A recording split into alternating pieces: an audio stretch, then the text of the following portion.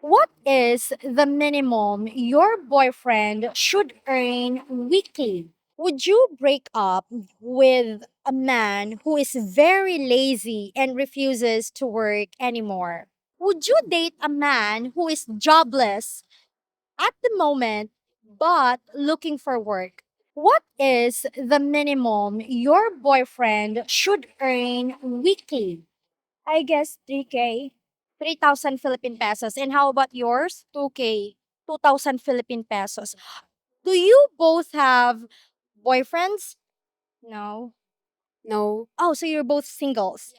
Beautiful. How can a beautiful Filipina be single? We all have the same height. It looks like they are my missing sisters. But my sisters, they're like way taller than me. But you guys, we all have the same height. Okay, so you are both singles. How about this one? Would you date a man who is jobless at the moment and looking for work? Yes. Yes. Why would you date a man who is jobless? If you love him, why not? Okay, if you love him, why not? Okay.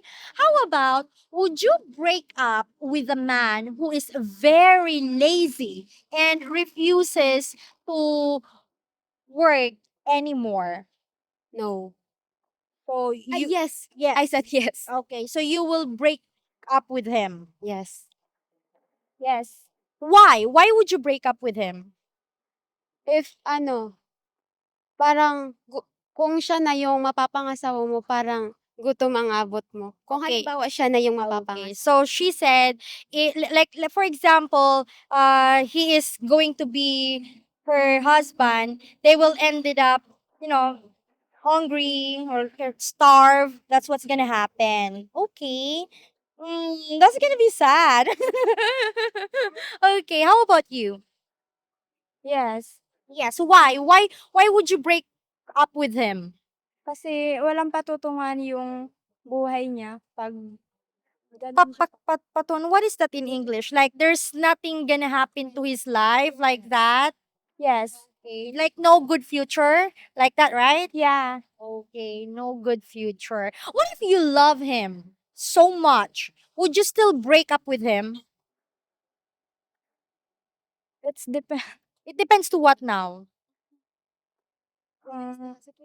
Yeah. What do you mean by it depends with the situation? If If you really love him so much, but he is so lazy and he doesn't want to work. So what would you do now? puwede naman kausapin kung ta's hikayatin na magtrabaho. Oh, encourage him to work for them. Okay, that's what she said. Encourage him to work for them. Okay. What if he doesn't really want to? Oh, she said break up. What is the minimum your boyfriend should earn weekly? I think 2,000. 2,000 Philippine peso. Yeah. Okay. Do you have a boyfriend? No, I don't have a boyfriend. Oh, okay. Why? Like, are you picky? Yes. I have a high standard when it comes to relationships. I see. Okay. How about would you date a man who is jobless at the moment but looking for work? Yes. Why? Because he's finding a job and that's okay for me. Okay, well, that's fair, right? How about this one? Would you break up with a man who is very lazy and refuses to work anymore? Yes, because I hate laziness. And it's a sin because it's based from the Bible. Laziness is a sin. What is the minimum your boyfriend should earn weekly? I think, I would like to yung parang okey na po sa'kin yung 10,000. 10,000 Philippine pesos weekly? Kasi po 'di ba kasi pumapasok pa ako. So, if yung situation is nagle-live-in kami, so probably okey na din sa'kin yung 10,000. 10,000. Okay. She said that 10,000 should be good, especially if they are living together. Okay, boyfriend. Okay, living together. Her and then him. What kind of job pays 10,000 Philippine pesos weekly here in the Philippines? I don't have any idea, but I think, that ano, yung nagtatrabaho sa mga fast White food collar. chain, Oh, like that. fast food chain? Do they earn 10,000 a week? Fast I food chain, I guess they're only earning, I mean, it not only, but they're earning probably like 300 pesos a day, 400. Yes. I'm not really, I don't know how much is the minimum wage here now, but it's not even 500. Yes, it's not even 500 pesos. So realistically, how much? I think it's range about sa food pa ano, fast food Weekly. change? O kung fast food chain, if your boyfriend is fast food chain, like for example, he is working in Jollibee or in McDonald's, how much do you think your boyfriend should earn weekly? I think it's ano, okey na din sa'kin kung 500, 300 lang A kasi day. yes. Okay, 500 pesos or 300 pesos a day, it's fine. Okay, so you can multiply that in 1 week. Puwede naman Okay, po. realistically. But if he could do it 10,000, 10,000 would be Better. Yes. better. Okay. Okay. Um, would you date a man who is jobless at the moment and looking for work? I think yes, kasi naghahanap naman siya siguro ng work and siguro I will give him a chance po. Kasi even though mahirap po talaga yung trabaho but I will still trust my boyfriend. Okay, so she said that, yeah, give him a chance, right? And besides, he's looking for a work. Okay. Can you speak English? Like, what is your course? I'm taking education, Major in? elementary. Ay, elementary. Okay. Just try. We would appreciate that. She's very like ate, like I don't know how to, I think you can try. Let's just try. Let's see. Okay. But she was speaking Tagalog, right? You were speaking Tagalog. Okay. Anyway, what was the question? Okay. Would you break up with a man who is very lazy and refuses to work anymore?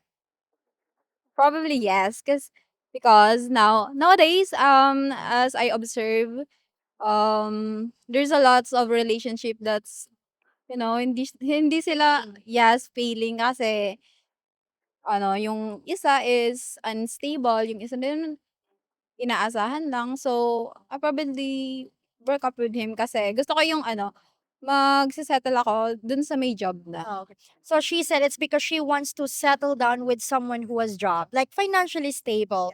Yeah, because she said also that she mentioned that there are a lot of relationship nowadays that they failed because one is unstable, like jobless like that, and then the other one is the one who's supporting the relationship financially. So she prefers someone who is stable, someone with job. Yung money kasi ngayon is very important. Yeah. She also added that money is very important now. I see. Well, a lot of us can actually, agree with you. Yes. Are you single or do you have a boyfriend?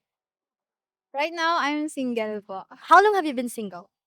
It's almost a year. Why?